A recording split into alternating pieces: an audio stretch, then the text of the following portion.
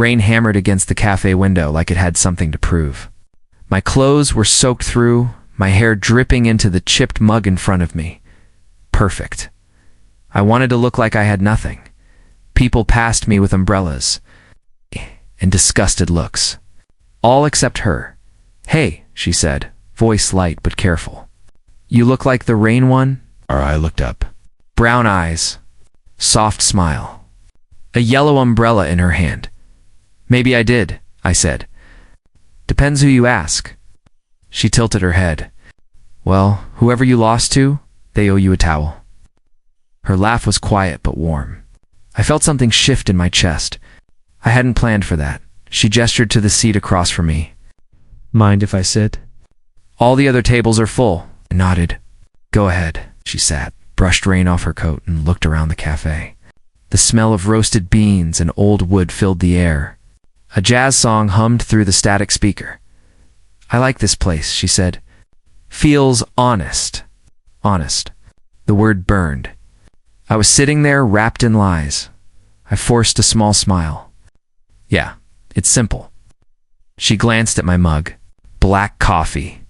"That's brave. I'm not afraid of a little bitterness."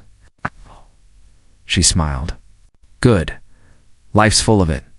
For a while, we just listened to the rain. I could hear her breathing, calm/steady. She looked at peace in a world that never was. "I'm Sienna," she said finally, extending her hand. "Caspian." Caspian. That's not a name you hear often. Guess I'm not someone you meet often either. Eyes flickered with curiosity. Mysterious. "Are you an artist or something?" I shrugged. "Something like that. Freelance work mostly?" It wasn't a lie. "Just not the whole truth." She nodded, smiling. "I'm a designer. Junior level. I draw logos and make things look better than they really are." Oh, the way she said it. She didn't mean just logos. Her phone buzzed on the table. She ignored it. Looked back at me. "You live around here?" "Not really. I move around a lot, running from something. Maybe just chasing something." It got her attention. She leaned forward slightly, elbows on the table, eyes searching mine. "And what are you chasing, Caspian?" "Something real." She didn't speak for a second. Then she smiled again, but this one was softer, sadder. "Good luck finding it." I wanted to ask why she sounded like she'd already given up, but then her gaze dropped to my cracked phone lying on the table. The pause was small, but I felt it like a punch. Her smile faltered, just for a heartbeat. Then she caught herself. "Sorry, I didn't mean to stare. It's just, you don't see those anymore." "It still works," I said quietly. "I bet it does." Her voice was gentle, but something in her tone shifted. Caution, maybe pity, maybe disappointment. I couldn't tell. I sipped my coffee, bitter and cold. The plan was working. She thought I was poor. But why did that suddenly make my chest ache? I forced a chuckle. "You know, you don't have to feel sorry for me. I'm fine." "I wasn't." She stopped, looked at me carefully. "You seem familiar. Have we met before?" "Not unless you spend time with broke guys in coffee shops." She laughed again, soft and musical. I wanted to hear it twice. Then, out of nowhere, she reached across the table and slid her umbrella toward me. "Keep it," she said. "You look like you need it more than I do." I blinked. "You're giving me your umbrella." "Call it a small investment in good karma." That's when it happened. That small, stupid flutter in my chest. The thing I'd sworn I was immune to. "Thank you," I said, my voice quieter than I wanted. She smiled. And for a second I let myself believe she might be the one. Someone who could see past the lies. Someone who could love me for me. Then her phone buzzed again. Louder this time. She sighed, finally answered it. "Hello?" Her face drained of color. "What? When?" I sat up. "What's wrong?" She pressed a hand to her forehead. Dad collapsed. They said it's his heart again. Coffee spilled as she stood, trembling. "Do you need a ride?" I asked, already reaching for my keys. "No, it's fine. I'll manage." She turned to leave, but stopped at the door. Looked back at me, drenched, holding her umbrella. Thank you, she whispered. For the coffee? For listening. Ah! And then she was gone. Swallowed by the storm, I sat there, heart racing, staring at the door she'd disappeared through. The rain outside blurred everything. I didn't know it yet, but the girl with the yellow umbrella was about to change every rule I'd ever lived by. The rain hadn't stopped since that night at the cafe. It followed us, heavy and cold, as if the sky couldn't stand to see her cry alone. Get in, said, opening the door to my old car. The seat creaked when she climbed in. Her hands were shaking, eyes red. Thank you, Caspian. I didn't know who else to call. You don't have to thank me. The wipers groaned across the windshield as I started the engine. It coughed like it hated the rain too. She kept checking her phone. They said it's bad. They don't know if he'll make it through the night. I gripped the steering wheel tighter. I knew the hospital already. My family had donated to it twice. But tonight I had to pretend I didn't. We'll get there fast, I said. You know the way? She asked. Yeah, I've been there before. She didn't question it. I could feel her eyes on me, though, watching how calm I seemed. The drive was silent except for the storm. Each flash of lightning showed her face in fragments, fear, guilt, exhaustion, when we reached the hospital. She rushed to the front desk. Sienna Vale. My father, Harold Vale. Where is he? The nurse pointed down the hall. ICU, room 34B, but you'll need to arrange the deposit for the procedure. Sienna froze. Deposit? 20,000 up front, the nurse said plainly. We can't proceed without it. Her hand flew to her mouth. I don't have that. I barely have 1,000. I stepped forward, trying to sound steady. Is there any way to delay payment? The nurse shook her head. I'm sorry. It's policy. Sienna turned away, whispering, I can't lose him. I felt every word like a blade. I could fix this with a single call. One signature, one transaction. But if I did, she'd never trust what came next. Come on, I said quietly. Let's go see him first. The smell of disinfectant hit me as we entered the ICU. Machines hummed like a cruel rhythm. Her father lay motionless under white sheets, his chest rising weakly. Dad, she whispered, clutching his hand. It's me. Her voice cracked. I looked away, pretending to read the chart. I couldn't bear watching her break. I stepped outside and called Noah. He picked up instantly. Caspian, you sound wrecked. I need you to do something for me. What's wrong? Transfer 20,000 to Eastwood Medical. Use the foundation account. Anonymous donor. He paused. You're paying her father's bill, aren't you? Just do it. She can't know, Caspian. You sure about this? You wanted to test her love, not by her gratitude. This isn't about gratitude. It's about keeping her father alive, he sighed. All right, but this is how tests start failing, man. When you start caring for real, I ended the call before answering. When I went back inside, Sienna was sitting beside her father, stroking his hand. He used to stay up late to make sure I got home safe. Now I can't even afford to keep him breathing. You're doing everything you can, I said. She turned to me, eyes full of tears. No, I'm not. If I worked harder, if I saved more, maybe. I shook my head. You can't blame yourself for this. She smiled bitterly. That's what people with options say. Her phone rang. The nurse again. She picked up, voice trembling. Yes. A pause. Then her eyes widened. What? A donor. She looked at me like the words didn't make sense. Someone just paid for the surgery.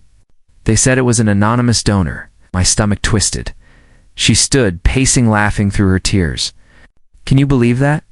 Out of nowhere, someone saved him. Amazing, I managed. Her smile faded a little. Who would do something like that? Maybe the hospital made a mistake. Maybe they didn't. She turned to me. You really think it's just luck?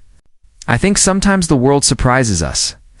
She stared at me for a long time. Her eyes searched mine, as if trying to see past the wet hair and worn jacket. Who are you really, Caspian? The question froze me. My throat felt dry. Just someone who got lucky meeting you?" She smiled softly, but her gaze stayed on me. The nurse came back to say her father was stable. Relief washed over her face like sunlight breaking through storm clouds. She hugged me suddenly, arms tight around my chest. Her body trembled. "Thank you for being here." My hands hesitated before I held her back.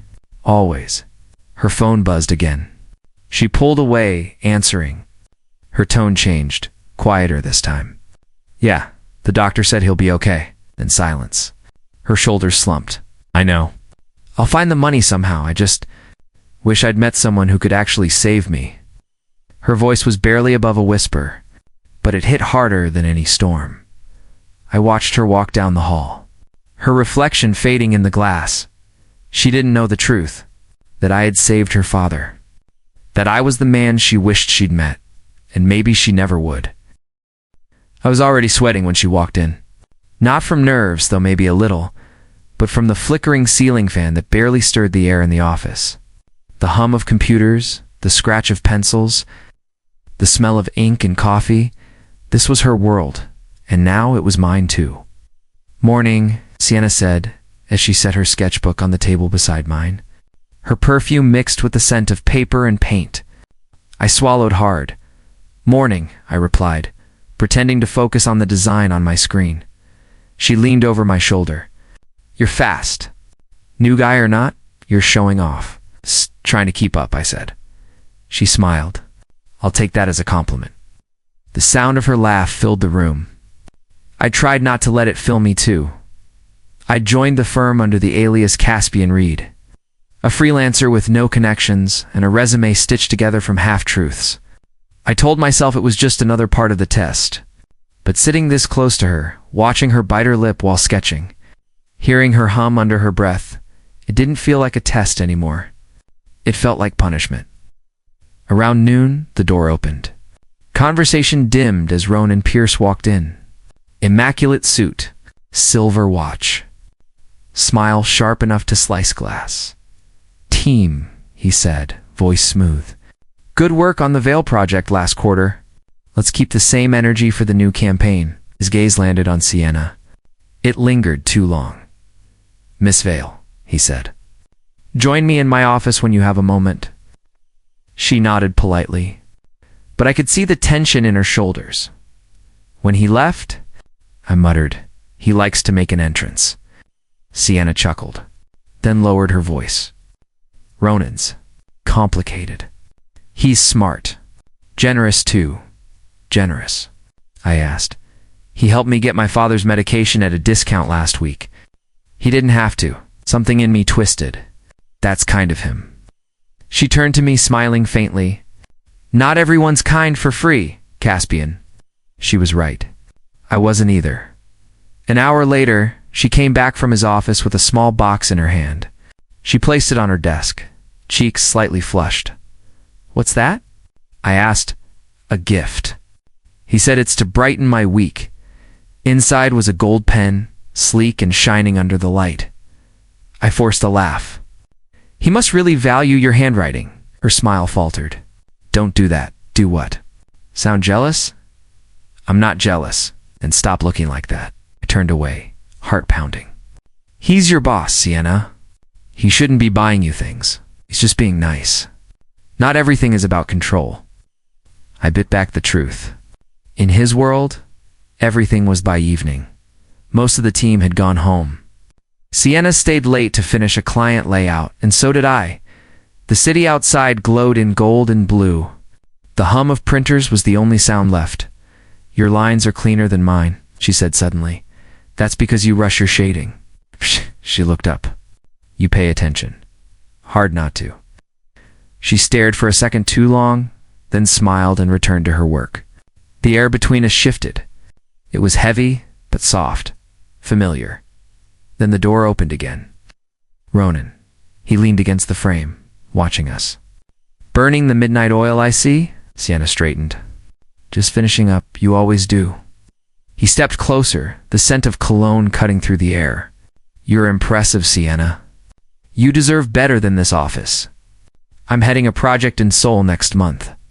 You'd be perfect for it." Her eyes widened. Huge.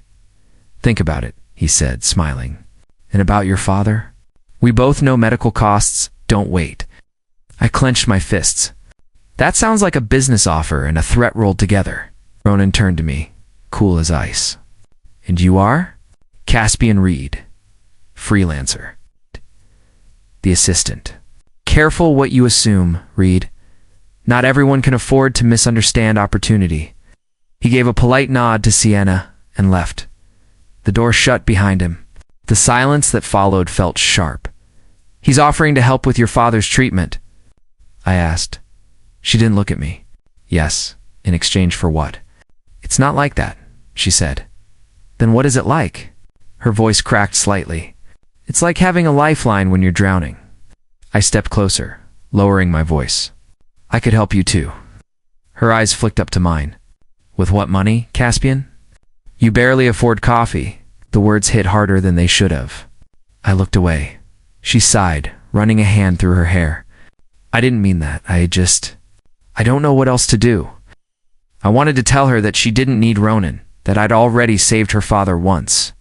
But if I did, the truth would destroy everything. So I stayed quiet. She gathered her things slowly, her voice breaking the silence. Ronan said he'd handle the hospital bills if I joined him for the Soul Project. I think I might say yes. Chest went cold. That's not business, Sienna. She turned to me, eyes glassy. Maybe it doesn't have to be. Maybe this is what real help looks like. The words cut deep. When she left, I sat alone in the dark office. The city lights flickering against the glass. The price of pretending had finally come due. The office was nearly empty, except for the hum of the air conditioner and the faint buzz of the city outside. It was past midnight. My tie hung loose, my shirt sleeves were rolled up, and Sienna was still at her desk, her hair falling in soft waves over her face as she worked. Still not done? I asked, leaning against the doorframe. She looked up, her eyes tired but warm. Almost. Ronan wants the presentation first thing tomorrow. He doesn't believe in sleep, apparently. I smiled faintly. Then we're both in trouble. Because I made the coffee. Her lips curved. You, coffee. I lifted the paper cup. You'll survive. She took it, sipped carefully, and wrinkled her nose. It's terrible. Honesty. That's why I like talking to you, I said, walking over. Not because I let you freeload on my snacks. She teased. I sat across from her. That too. For a while, the only sounds were the tapping of keys and the soft hum of a lo-fi playlist I had put on. The city lights from the window painted her skin in shades of gold and silver. I watched her shoulders tense, the way she kept biting her lip. You've been carrying too much lately, I said quietly. She stopped typing. You make it sound like I have a choice. Everyone has a choice. Her eyes flicked up, sharp and tired. You think I want to work 2 jobs? To watch hospital bills pile up while my dad struggles to breathe? You think I enjoy pretending everything's fine? The words hit like a knife. I wanted to tell her she wasn't alone, that I'd made sure her father's bills were covered, that I'd move mountains for her if I could. But I just swallowed hard. I'm sorry, I said, instead. I didn't mean it that way, she sighed, brushing her hair back. I know, I'm tired of pretending. With everyone, even with me. I asked. She looked at me for a long second. You're the only one I don't have to pretend with. Something twisted in my chest. The irony almost made me laugh. Her eyes softened. You're different, Kaz. You don't judge. You don't try to fix everything. You just listen. I forced a smile. Maybe that's all I'm good at. She leaned back, eyes half closed. You're good at being kind. And at making terrible coffee? I chuckled, watching her smile fade into something quieter. She reached out, brushed a stray paper off the desk, and murmured, Sometimes I wish I could stop time. Just stay in a moment that feels safe. I wanted to reach for her hand, to tell her she could, but all I did was whisper. Maybe you can. Her head tilted toward me. The music softened. She rested her chin on her arm. Do you ever feel like love always finds you at the wrong time? She asked. All the time. Then maybe that's why it hurts so much, she said softly. because when it's right, it never stays. Before I could respond, she shifted closer, resting her head on my shoulder. The scent of her shampoo, the warmth of her skin, the faint rhythm of her breathing, everything in me went still. Why can't love ever be easy? She whispered, half asleep. I stared out the window, the city glowing like a heartbeat. Maybe because it's not supposed to be, I said. Her fingers brushed against my arm. My heart clenched. I opened my mouth, ready to finally tell her who I was. Sienna. There's something The sound of expensive shoes echoed through the hall. Working late again. Ronan's voice sliced through the quiet. Sienna jolted upright, blinking. Ronan, I didn't hear you come in. He smiled, setting down to take out bags. You should eat something before you collapse. I brought dinner, she hesitated. You didn't have to. I wanted to. His eyes flicked to me. You too, Kaz. You look committed. I stood, meeting his gaze. We were just finishing up, he chuckled, walking past me. His cologne filled the air, rich, deliberate, the kind that screams money. You work hard for her, he said. I respect that, Sienna frowned. Ronan, don't start. He smiled at her gently. I'm just saying. People like him deserve recognition. My jaw tightened. People like me? He raised an eyebrow. The ones who try. Before I could answer, Sienna stepped between us. That's enough. Ronan's tone softened instantly. I didn't mean to offend. Come on, I'll drive you home. I could take the bus, she said. It's late, he replied smoothly. Let me do this. She turned to me, uncertain. I forced a smile. Go ahead. You've earned it. Our eyes met for a heartbeat that felt too long. Then she followed him out. The office felt colder once they were gone. I stood there, staring at the empty chair. The untouched coffee cup still warm where her lips had been. Noah's words echoed in my mind. You're playing with fire, Kaz. Maybe he was right. Because this wasn't a test anymore. It was punishment. The next morning, as I handed her a folder, her phone buzzed on the desk. I wasn't trying to read it, but the message flashed before she locked the screen. Dinner tonight? I'll take care of everything. R. My stomach dropped. She looked up at me and smiled faintly, unaware that my heart had just cracked wide open. And I wondered how long could love survive when one half of it was built on a lie. Rain hit the city like 1,000 whispers against glass. I stood by my window, watching the lights blur into streaks of gold and red. Sienna was getting ready for dinner. With him, Noah's voice buzzed through my phone. You're torturing yourself, Kaz. I just want her to be happy. She's having dinner with the man who could buy your company twice over if he wanted to.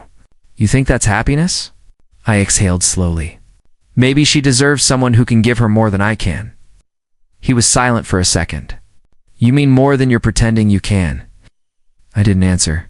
The lie was too heavy to untangle. The rain hadn't stopped when I left my apartment. I told myself I was just driving to clear my head, but somehow, my car ended up outside that restaurant, the kind where chandeliers glowed like melted gold in every plate. Probably cost more than a week's rent, through the window. I saw her, Sienna. She wore a dark blue dress, simple but radiant. Her hair framed her face perfectly, and she laughed at something Ronan said. He leaned closer, confident, comfortable. His hand brushed hers on the table. My chest tightened. I gripped the steering wheel, whispering to myself, this is what you wanted. To see what love without money looks like. But my reflection in the glass looked nothing like a man in control. I looked like a fool, watching the woman I loved fall for someone else, because I was too proud to be honest. She laughed again. He poured her another glass of wine. That sound, the one that used to make my worst days feel bearable, now tore through me like glass. I started the car and drove away before the tears mixed with the rain on my windshield. Hours later, I sat in my small apartment, the hum of the fridge filling the silence. My phone buzzed with a message from Sienna. Thank you for helping with the pitch today. Dinner went. Fine. I'll tell you about it tomorrow. Fine. I stared at the word until it blurred. Then my phone rang. Noah again? Did you see the news? He asked. What now? Ronan Pierce just announced a new overseas expansion. Guess who's leading the project? My stomach sank. Sienna. Yeah, but that's not the story. I got a call from a contact at the hospital. Ronan paid for her father's surgery up front. It froze. He what? Paid every cent in exchange for her joining him abroad. I stood up, the room spinning slightly. She wouldn't agree to that. She might not have a choice, Noah said quietly. You of all people know how desperate she's been. Grabbed my jacket. Where is she? Where do you think? The hospital lobby smelled like antiseptic and exhaustion. I ran down the hall, the rain still clinging to my clothes. Room 312, her father was resting inside, hooked to machines that beeped softly, a fragile reminder of life. But it wasn't him I saw first. It was Sienna and Ronan. He stood beside her, his hand resting on her shoulder as she cried silently. I stopped in the doorway. My heart slammed against my ribs. She turned, startled. Her eyes were red, mascara faintly smudged. Kaz, I tried to find words. I heard about your dad. I came as soon as Ronan cut in smoothly. You shouldn't be here, Hale, the way he said. My name froze me, I swallowed. What did you call me? He smirked slightly. You think you're the only one who can play pretend? I know who you are, and so will she, soon enough. Sienna looked between us, confused. What is he talking about? Ronan stepped closer. Your friend here isn't who you think he is. Caspian Hale. Heir to Hale Enterprises. Billionaire. Pretending to be a broke freelancer. The air felt like it vanished from the room. Sienna stared at me. Tell me he's lying. I opened my mouth, but nothing came out. Ronan's voice dripped with triumph. You see, Sienna, he wanted to test you. To see if you'd still love him without the money, while I actually helped you. Ronan, stop, she said sharply, stepping back from him. But the damage was done. I saw it in her eyes, shock, betrayal, heartbreak. I was going to tell you, I said quietly. I never meant for it to go this far. She shook her head, tears falling. You watched me struggle. You let me cry about bills you could have paid with pocket change. I wanted to know if what we had was real. She laughed bitterly. And now you do. Ronan stepped forward, offering her his hand. You don't owe him anything, Sienna. I'll take care of you. Of your father? You deserve better than a man who plays games. She didn't take his hand, but she didn't move toward me either. I took one step forward. Please just let me explain. She turned away, her shoulders shaking. You already did. The monitor beeped steadily, the only sound in the suffocating silence. Ronan looked back at me, his eyes cold. You had your chance, Hale. Now it's mine. And as I stood there, drenched, heartbroken, and stripped bare of my disguise, I realized the truth. The test was over, and I was the one who failed. The air outside the hospital was thick with humidity and the faint scent of disinfectant. Neon lights flickered against wet pavement, and Sienna stood by the entrance. Her arms wrapped around herself like she was trying to hold her world together. I stopped a few feet away. The rain had stopped, but it didn't matter. Everything between us was already soaked in silence. So, I said quietly, you chose him. Her head lifted. Her eyes were red, her voice trembling. You think I wanted to? Looks like you did. That's not fair, Kaz. Fair. I almost laughed. You're going to leave with him? After everything? She took a step closer. Anger and pain tangled in her voice. You think this is about leaving or staying? My father is alive because of him. Because he paid when no one else could. My chest tightened. I wanted to tell her she was wrong. That I had paid those bills long before Ronan swooped in with his smug smile and perfect timing. But the words caught in my throat. So instead I said, you always talked about pride. About never taking help you didn't earn. Her eyes glistened. Sometimes pride doesn't matter when someone you love is dying. She looked smaller than I'd ever seen her, fragile in the harsh hospital light. I wanted to reach for her, to tell her she didn't need to carry this alone. But I stayed still, hands shoved into my wet jacket. So that's it? I asked. You're just going to let him buy his way into your life? Stop making it sound dirty, she said, her voice breaking. He's helping. That's all helping? I shook my head. You really believe that? You think a man like Ronan gives without expecting something back? She flinched. He offered me a job overseas. A real one. Maybe it's a chance to start over. I took a step closer. And what about us? She didn't meet my eyes. You made it clear we don't have a future? You can barely pay rent. You don't have anything to offer me, Kaz. The words hit harder than she knew. Right, I said, forcing a bitter smile. Nothing to offer. Her lip trembled. Don't do that. Do what? Make me the villain. You don't understand how it feels to be helpless. I stared at her. She was wrong. I understood all too well. But if I told her the truth now, it would destroy everything I'd built, or maybe everything I'd ruined. You're right, I said. I don't understand. She looked at me, like she wanted to say something else, but the words died on her tongue. I turned and started walking away. The reflection of her in the glass doors blurred with the raindrops. Behind me, her voice cracked. Kaz, please don't hate me. I didn't turn around. I could never hate you. And that was the truth. By the time I got home, the city had gone quiet. Only the sound of rain against the window kept me company. I poured a drink, something strong. But it didn't burn enough to numb what I felt. I picked up the phone and called Noah. He answered on the second ring. You sound wrecked. She made her choice. I said, Ronan. Yeah. A pause. Then you told her the truth? No. I sank onto the couch. I told her I had nothing to offer. Let her believe it, Kaz. What are you doing? I'm ending it, he sighed. You mean the test? Yes, she failed. Failed what, exactly? My hand tightened around the glass. She chose money over love. That was the whole point of this. Noah's tone softened. You sure about that? You ever think maybe you set her up to fail?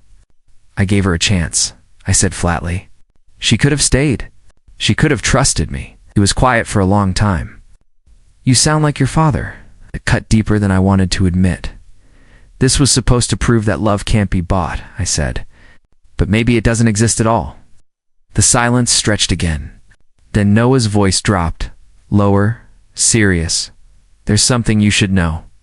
What now? Ronan, he knows who you really are. Sat up straight. What? He knew weeks ago. I don't know how, but someone must have tipped him off. He's been playing his own game, Kaz. My pulse quickened.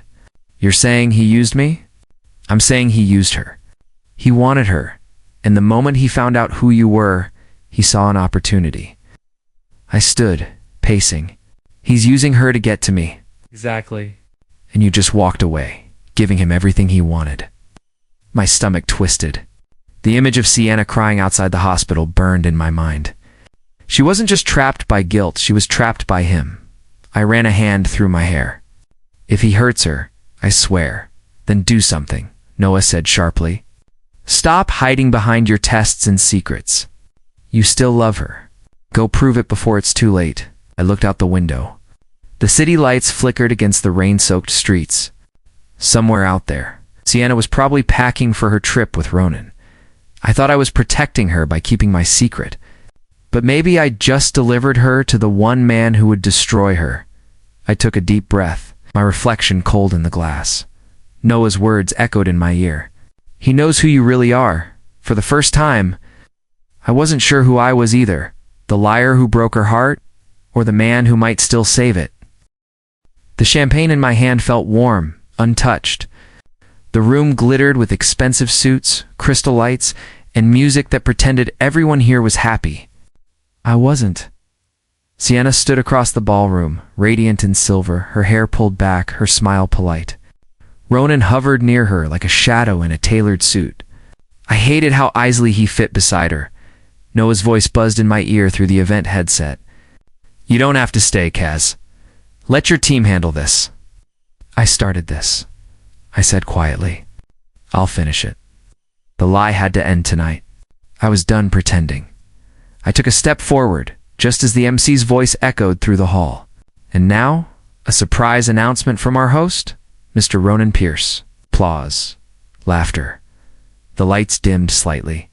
Ronan walked to the center stage with a microphone, every movement smooth and confident. He smiled like a man who already owned the room. Before we continue, I'd like to introduce someone very special. Someone who's been playing a fascinating role in our story. He looked directly at me. A cold pulse ran through my chest. Ronan gestured toward me with that same mocking charm. Ladies and gentlemen, meet Caspian Hale, billionaire, heir to Hale Enterprises.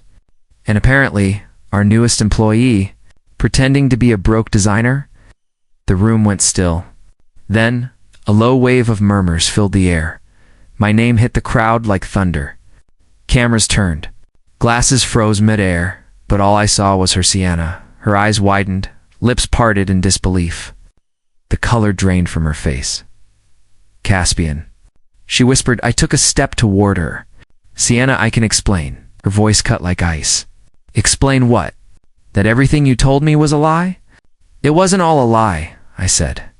I just wanted to play me. No, I said sharply. To see if love could exist without money, without my name. The crowd was watching. Phones were recording. But none of it mattered anymore. You wanted to test me? She said, shaking her head. You watched me cry over bills, watched me break myself trying to stay afloat, while you sat on millions. I was going to tell you the truth, I said. That night outside the hospital, I almost did. Almost, she repeated bitterly. But you didn't, because it was easier to lie. Ronan stepped closer, pretending to play the peacemaker. I think we've all heard enough, Caspian. Ignored him. Sienna, please. I never wanted to hurt you. You did, she said quietly. You wanted to see if I was pure enough to deserve you. And when I wasn't, you got your answer. She turned to leave. I reached out instinctively. Sienna, wait. She pulled her arm back like my touch burned her. Don't. You don't get to call me by my name. Ronan smiled, satisfaction flickering across his face. See, honesty really doesn't suit you, Hale. Stay out of this, I snapped. He laughed softly. Oh, I'm already in it. You think you're the only one who knows how to play games? I just play to win. Sienna's heels clicked across the marble as she walked away. The noise of the crowd returned, louder now, whispers, questions, judgment. I watched her disappear through the door. Her silver dress trailing like moonlight fading into darkness.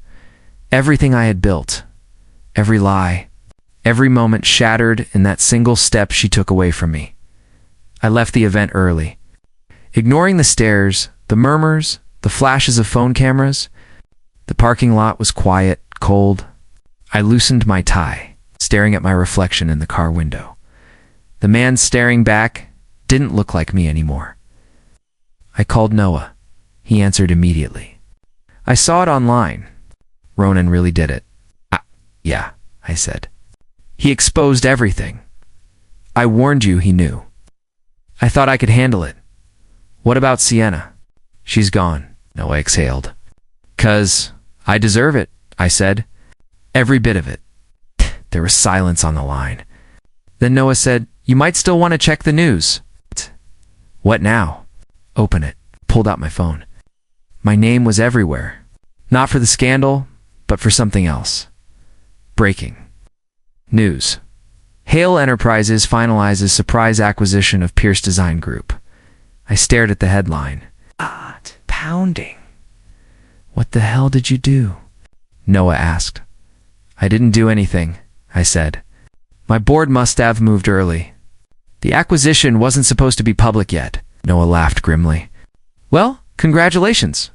You just became Ronan Pierce's new boss. I froze. The rain started again, soft but relentless. The timing felt cruel. Then this isn't over, I said quietly. Noah's tone sharpened.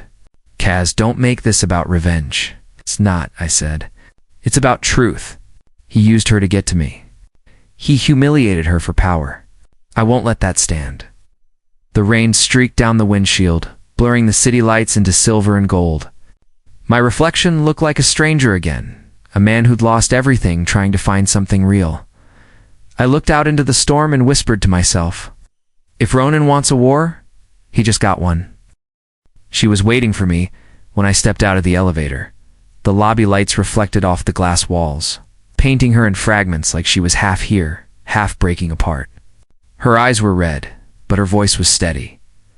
Why did you do this to me? The question hit harder than any insult could. Sienna, let's talk somewhere private. She crossed her arms, shaking her head. No more secrets. Say it here. Few employees still in the building pretended not to stare, but I could feel their eyes. My heart pounded. I didn't mean for you to get hurt. I said, you humiliated me in front of the entire city, she snapped. You made me believe we were equals, that we struggled together.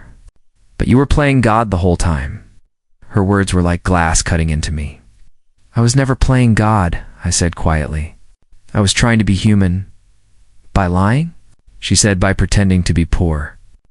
I wanted to know who'd love me for me, not for my money, not for my name. She laughed bitterly. So you picked me as your experiment? No, I said. I picked you because you were the only person who looked at me and saw something real. She turned away, breathing hard, trying to hold herself together. Then why pay my father's hospital bills behind my back? My stomach clenched. Who told you that? Ronan, she said. He said the only reason my father's alive is because you wrote a check.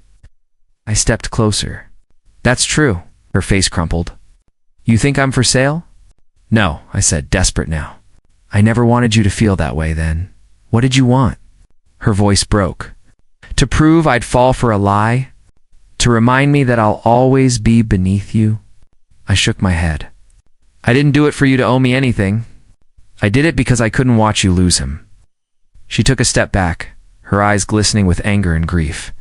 You should have told me. I had a right to know. I was going to, I said. But every time I looked at you, every time you smiled, I got scared. Scared you'd look at me differently? You mean scared I'd stop loving you?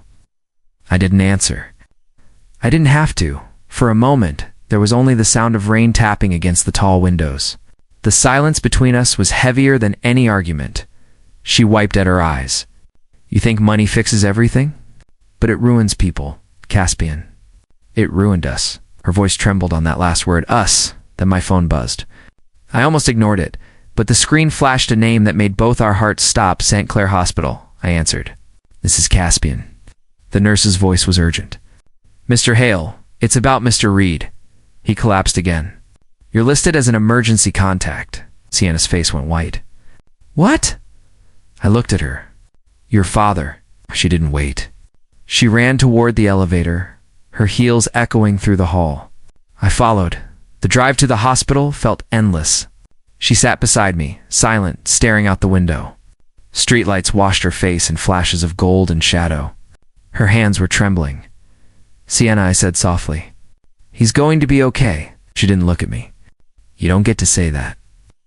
The words cut, but I didn't argue. When we arrived, she rushed inside first. I followed close behind.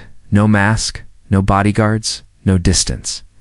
Just me. The emergency room smelled of antiseptic and fear. Machines beeped somewhere down the corridor. A nurse led us to a waiting area. The doctor will update you soon. Sienna sat down, head in her hands. I stood beside her, not sure if I should reach out. Finally, she whispered, you paid for everything. The surgery, the treatments, the transfer. Why? I knelt beside her. Because I love you. Her head lifted, eyes wide and full of disbelief.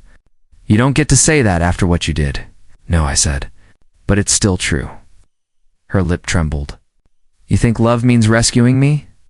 Controlling everything. I think love means not letting you face pain alone. She shook her head, tears spilling down. Then you don't understand me at all. I wanted to tell her I did. That every time she smiled through pain, I saw strength. That every time she pushed me away, I saw fear that matched my own. But before I could, the doors swung open. A doctor walked toward us, expression grim. Mr. Reed's condition is critical, he said. We need to perform surgery immediately. Sienna stood, unsteady. Then do it. The doctor hesitated. We need a signature for the operation, and the primary signer on record is Mr. Hale. She froze.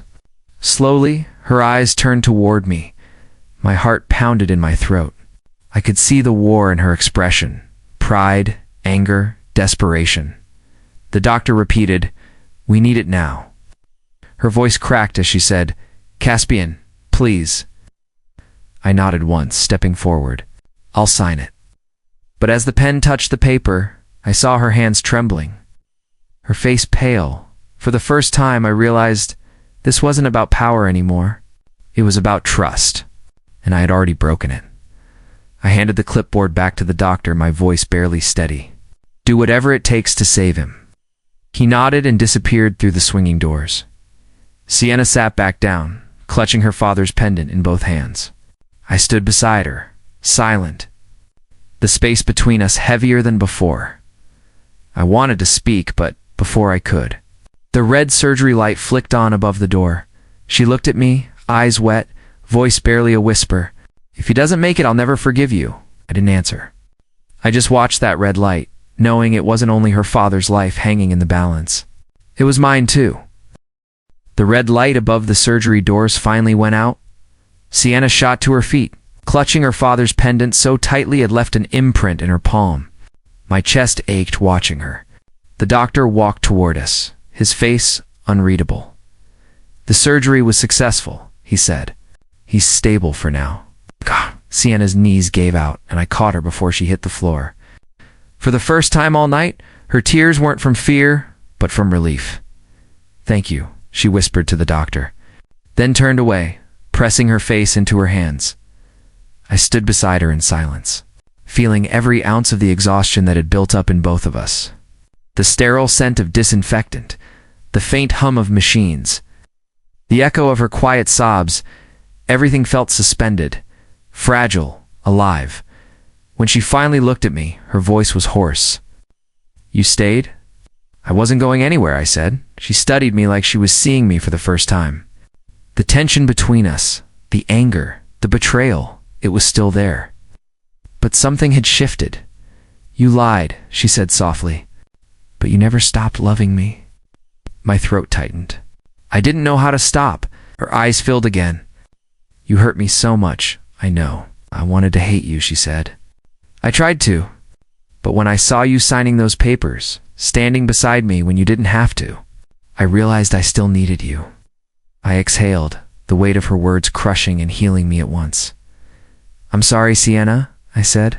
"For every lie, for every moment I made you doubt yourself." Ow. She shook her head slowly. "You don't get to erase what you did. But tonight, I saw the man you were trying to be." The clock on the wall ticked in the silence. I sat beside her on the bench, careful, unsure if I had the right. "I thought money made me untouchable," I said quietly. "Then I met you, and it made me realize how small I really was." She turned her head, eyes searching mine. "You think love can fix this?" "I don't know," I admitted. "But I know I don't want to lose you without trying." Her lips trembled. For a long moment she didn't move. Then she leaned in, resting her head against my shoulder. The hospital lights flickered faintly, and the world felt softer for the first time in months. We sat there for what felt like forever. The hum of the vending machine, the soft rustle of nurses' footsteps, the warmth of her hand brushing mine. When she finally spoke, her voice was a whisper. "You're shaking," I smiled faintly. "Maybe because I'm scared of what? Of you walking away again." Her fingers tightened around mine. "Then don't give me a reason to." Something inside me broke open then, the wall I'd built, the guilt I'd carried. I turned toward her, and for a moment, the world felt quiet. But before I could say what I'd been holding in, a slow clap echoed through the corridor. We both looked up. Ronan stood by the doorway, a half-smile curling on his lips, a folder tucked under his arm. The harsh fluorescent light caught the smug satisfaction in his eyes. "Well," he said. "Isn't this touching?" Sienna's hand slipped from mine. "Ronan, what are you doing here?" He walked closer, his tone sharp and polished. "Just checking on my favorite employee and her secret benefactor." His gaze slid to me. "Quite a performance, Hale. You really do know how to play both roles, the savior and the liar." "Leave," I said quietly. "Not yet," he replied. opening the folder. Because I think Sienna deserves to know what her noble Caspian Hale was really up to. Sienna frowned. What are you talking about? Ronan held out the papers. Contracts. Acquisition details. Internal memos from Hale Enterprises. It seems Caspian here didn't just test you, Sienna. He tested half his staff loyalty experiments under fake identities. You weren't the only one. I stepped forward. Don't twist it. He smirked. I don't need to. The truth does that just fine. Sienna's breath caught. Is this true? I hesitated, my mind spinning. Sienna, I started. It wasn't like that. Her eyes darkened. Then what was it? I swallowed hard. We ran a project inside the company to study integrity, to see who stayed genuine when power disappeared. I joined under a false name to experience it myself. You were never part of the plan. You were the exception, Ronan chuckled. How romantic. You accidentally fell for your experiment. Sienna looked between us, trembling. You mean while I was struggling to feed my father, you were testing people like some kind of game? It wasn't a game, I said. It became my life the moment I met you. She turned away, pressing a hand to her forehead. I can't do this right now. Ronan stepped closer, lowering his voice near her ear.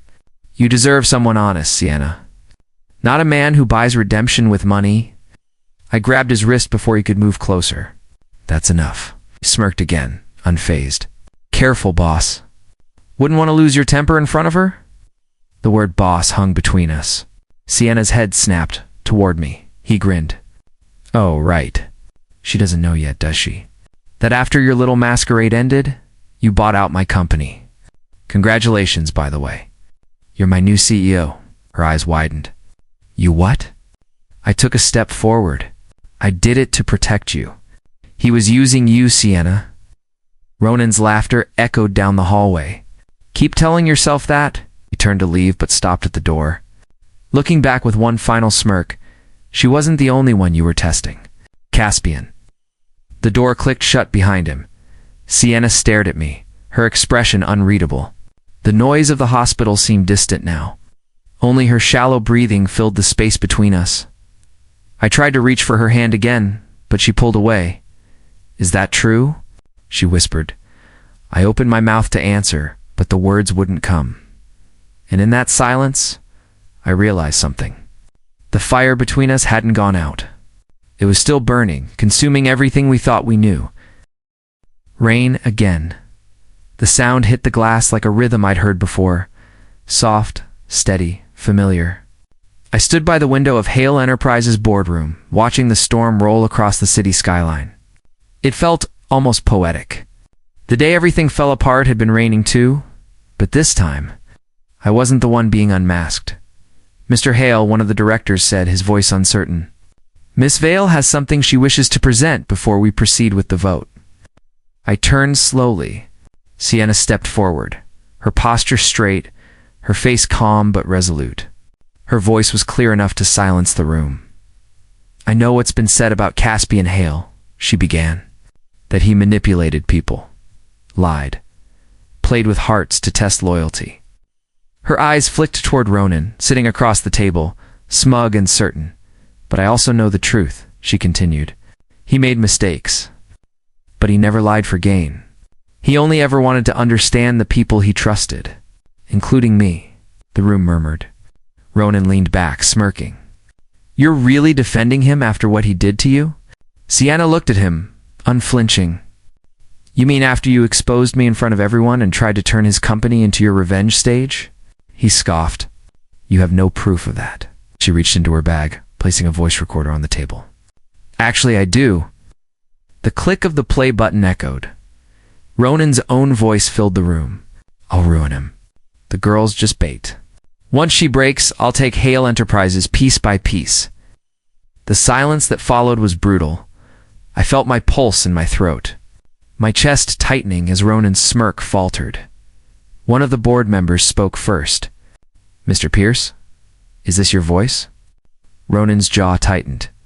That could be anyone. Another pressed. The timestamp matches the day of the company gala. Ronan's face paled. She doctored it. She didn't, I said quietly. All eyes turned to me. I stepped forward, meeting his gaze. You played a dangerous game, Ronan, but you forgot something. You can't fake a conscience. Security entered a few moments later. The sound of Ronan's chair scraping against the floor echoed like a confession as he stood. His glare burned through me, but his power was gone. This isn't over, he muttered. It is, I said. You just don't know it yet. The doors closed behind him. The boardroom erupted into motion, voices debating, papers shuffling, relief mixing with tension. But my eyes were fixed on one person, Sienna. She stood in the center of it all, calm but trembling. When her gaze met mine, I could see the weight she carried. Why did you do that? I asked quietly once the room emptied. You didn't owe me anything, she smiled faintly. You think love's about owing someone? I looked down. You could have walked away. I did, she said softly. But every time I did, I kept remembering who you were before all the lies. The man who sat in the rain and didn't complain. The man who stayed in the hospital when he didn't have to. The man who paid my father's bill without asking for anything. My throat burned. You're still defending me, even after everything? Her eyes softened. I'm not defending you. I'm forgiving you. For a long moment, I couldn't speak. The hum of the rain filled the silence between us. Then she stepped closer. Just enough that I could feel the warmth of her presence. Go, she said gently. Take back your company. You've earned it. But this time, do it as yourself. Weeks passed, the storm faded into memory, replaced by sunlight and the hum of city life. The company recovered, my name cleared. But none of it mattered. Not compared to what I'd lost and what I hoped to find again. So when I found myself walking past the same old cafe, one quiet morning, my heart stopped. There she was. Sienna sat by the window, holding a familiar umbrella, the same one she'd given me the day we met. I stepped inside.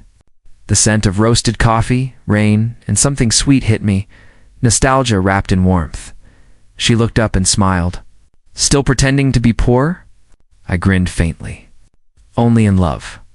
She laughed quietly, and the sound melted the space between us. I walked over, every step slower than the last. You kept the umbrella. Of course, she said. You never gave it back. I didn't want to, I admitted. It reminded me of you. She tilted her head. So what are you doing here, Caspian Hale? No more disguises, no more secrets. I came to ask if maybe you'd let me start again. Not as the man who lied, just as the man who finally knows what love means. Her eyes searched mine, and for a second, I saw everything, the pain, the history, the hope. Then she reached out and took my hand. Only if you promise one thing. What's that? No more pretending, ever. I nodded. Never again. We sat there in silence, her hand warm in mine. Outside, the rain began to fall harder, streaking down the glass. She looked toward it, smiling softly. You know, she said, I used to think rain meant sadness. But now I think it's just the world starting over. I squeezed her hand gently. Then let's start over too. She stood, opening the umbrella. Together this time. I followed her out. The rain hit my face, cold and cleansing. She laughed as it soaked her hair, and I laughed too. Sound raw and real.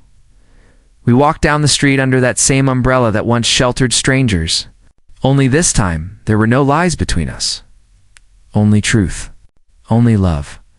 As the cafe lights faded behind us, I felt something I hadn't in a long time. Peace. And when she looked up at me and whispered, You're not pretending anymore, I smiled. I don't need to.